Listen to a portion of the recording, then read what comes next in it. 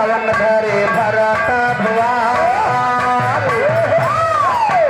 भला तवन घरे भरत भुआल हमारे घरे लाल भये भला तवन घरे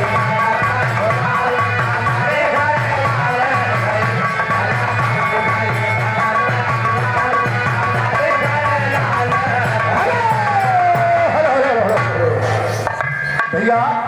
अरुण यादव हिरन के पूर्वा निवासी भैया की तरफ से 1 रुपए का सम्मान है।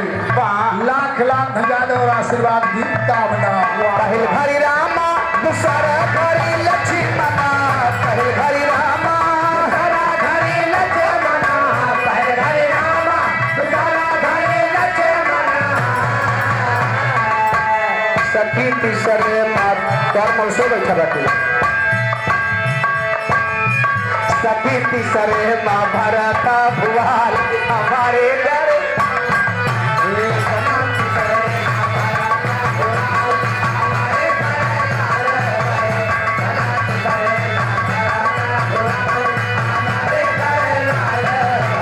नहीं लुटावेला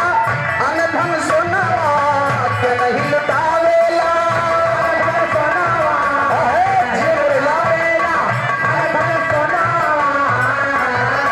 भला के नहीं मोती अनक माल मारे भला के नहीं मोती अनक माल हमारे घरे लाल भये भला